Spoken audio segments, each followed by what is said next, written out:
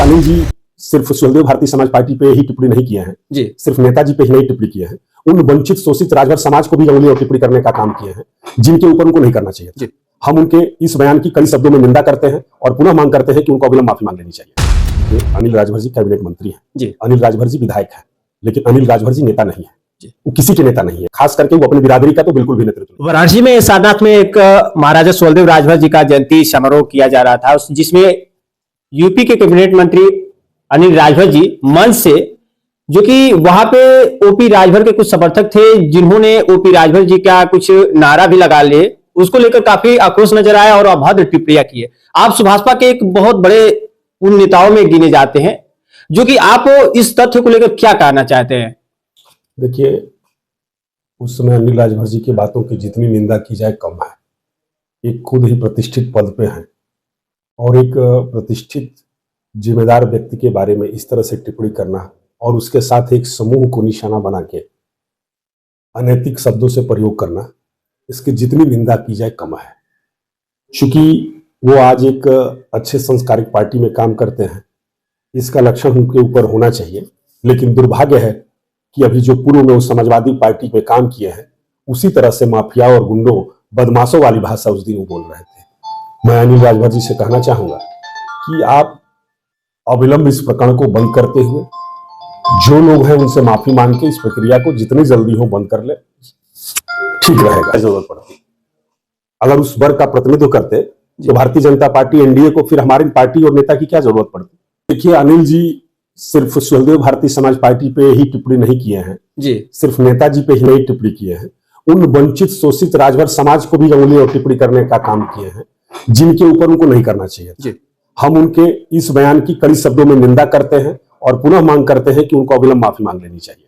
क्या लग रहा है कि जैसे अरुण राजभर जी से मुलाकात हुई डिबेट पे, उन्होंने भी कहा था कि अनिल राजभर जी जिस तरह से कह रहे हैं, ये लोग जो है कि ओम प्रकाश जी का जो जनाधार है, जो रैलियों में जाते हैं, जो भीड़ इकट्ठा होती है, उसको लेकर ये लोग घबराते हुए नजर आ रहे हैं। क्या ये सच्चाई है?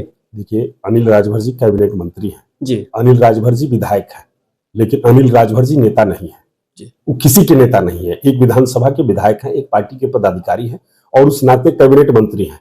वो किसी भी वर्ग का नेतृत्व नहीं करते हैं, खास करके वो अपनी बिरादरी का तो बिल्कुल भी नेतृत्व नहीं। लेकिन राजभर समाज ये मानता है कि हमारे समाज में 2 मंत्री का नाम लिया जाता है। नहीं, अब मंत्री तो है, इसमें कहां से कोई इनकार कर सकता है? जी, मंत्री तो कैबिनेट मंत्री है जी, ये तो पूरी तरह से सही है कि मंत्री है, लेकिन वो नेता नहीं है। अगर नेता रहते तो इस तरह से ओछी टिप्पणी नहीं करते। क्या लग रहा है कि राजभर समाज और दलित और वंचित उन लोगों के लिए वो नेता की बात जो कर रहे हैं आप, वो नेता नहीं है आपकी नजर से? नहीं, नेता नहीं जी। अगर नेता रहते तो बीजेपी को फिर हमारे नेता की क्या जरूरत पड़ती?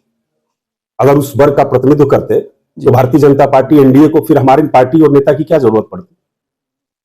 उनके समर्थक ये कह रहे हैं कि वो बयान सही है और वहां पे जो ओम प्रकाश राजभर जी का नारा लगाया गया, वहां पे अनिल राजभर जी का भी नारा लगता तो क्या हर्ज थी? उनके समर्थक किस तरह से बात कर रहे थे? वहां पे ऐसा तो था नहीं कि कोई उनके नारा लगाने के लिए रोक रहा था जी। अगर उनके समर्थक थे उनका नारा लगाते, कोई रोकने के लिए तो जा नहीं रहा था। लेकिन उन लोगों ने, जो अनिल राजभर जी थे और या उनके लोग थे, उन्होंने माननीय नेताजी और सुहलदेव भारतीय समाज पार्टी का नारा लगाने से रोका और अब सब बातों से प्रयोग किया। जी, जिस तरह से मन से ही उन्होंने पूरे प्रशासन को, पूरे अपने टीम को कह दिए कि तत्काल बाहर कीजिए, तो क्या लग रहा है कि इस तरह से तत्काल बाहर करना एक जो है लोगों के मन में बहुत ठेस पहुंचा है? गुंडा जी, माफिया और सामाजिक तत्वों की ये भाषा है और इस तरह से भाषा में बात करने वाले लोग कहीं से भी समाज में लोकप्रिय नहीं हो सकते हैं।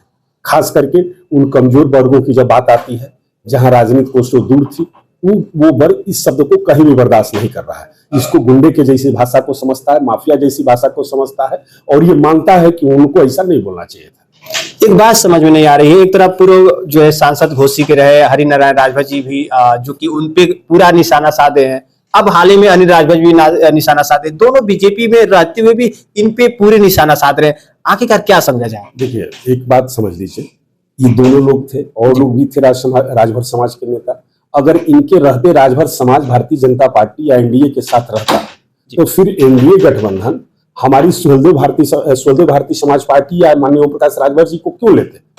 ये सभी लोग अपने मिशन में फेल थे, यह कमजोर तबकों के भलाई की बात करने में फेल थे। इसलिए भारतीय जनता पार्टी ने इस बात को स्वीकार करते हुए कि जो ये अनिल राजभर जी हैं, जो हरनारायण राजभर जी हैं, चाहे और भी जो राजभर नेता हैं, ये फेल हैं अपने मिशन में। ये इनको साथ तो हैं लेकिन ये लोगों के बीच में जाते नहीं हैं, यह लोगों के बीच में काम नहीं करते हैं। ये एक ऐसा समाज, एक वंचित तबका जिसका हम काम नहीं कर पा रहे हैं। तो जब देखी कि भारतीय जनता पार्टी या एनडीए गठबंधन देखी कि ये लोग काम नहीं कर रहे हैं, तो फिर इनकी बातों को ध्यान न देते हुए उन्होंने सुहृदय भारतीय समाज पार्टी के साथ गठबंधन किया और सरकार में शामिल किया। ये तो बात पूरी तरह से सिद्ध हो जाती है कि अगर उनकी उपयोगिता बहुत अच्छी रही होती या उपयोगिता रहती तो फिर हमारी क्या जरूरत पड़ती, हमारी पार्टी की क्या जरूरत पड़ती। क्या माना जाए, 27 का चुनाव भी आ रहा है, उससे पहले त्रिस्तरीय चुनाव की पूरी तैयारी की जा रही है। पिछले परिणाम से आप देखेंगे कि इस बार भी एनडीए का परिणाम बेहतर आएगा।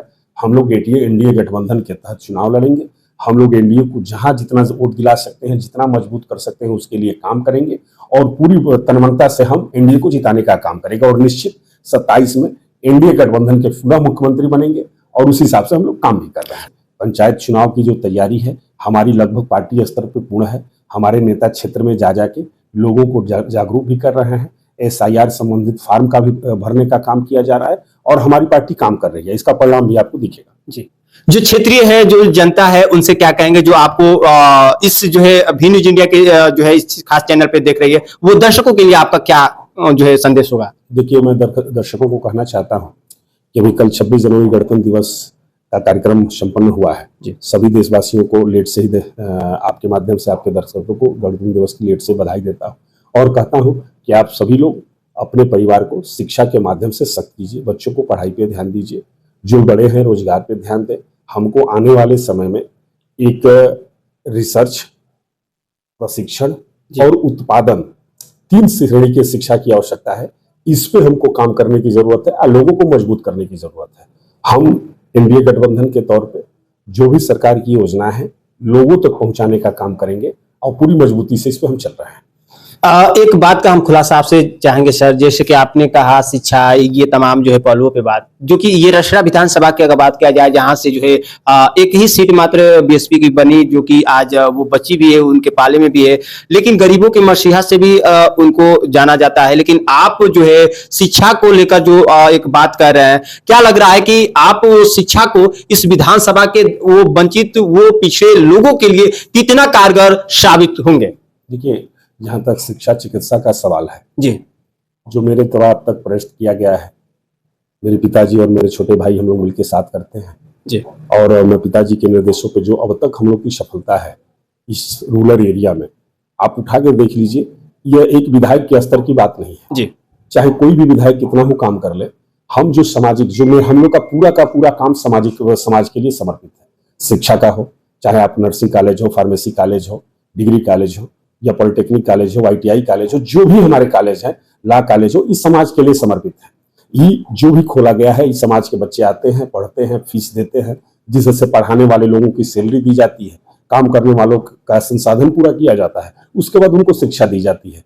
आप यही देख लीजिए, मेरे जो हॉस्पिटल है 150 बेड का, बलिया का सबसे बड़ा हॉस्पिटल है।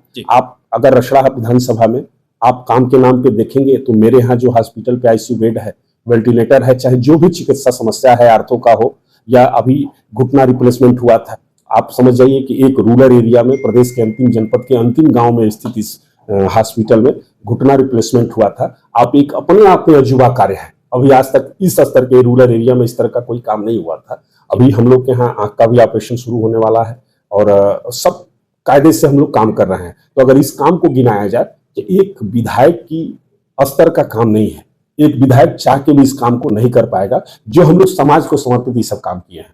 तो हमको किसी से तुलना करने की जरूरत नहीं है और काम का जो नजरिया है मेरा सबसे सुंदर है। अगर हमको व्यवसाय करना होता तो हम भी होटल खोल लेते, व्यवसाय करना होता तो यही पैसा लगा के ठीक है ठपाड़ी करते, हमको भी बढ़िया लाभ मिलता। लेकिन हमारा जो भी है समाज के लिए समर्पित है, इसमें आने वाले लोग उस खर्च का वहन करते हैं, उनको यहाँ सुविधा मिलती है, किसी प्रकार की कोई दिक्कत नहीं होती है। चलिए, भी न्यूज़ के साथ जुड़े रहने के लिए बहुत बहुत धन्यवाद।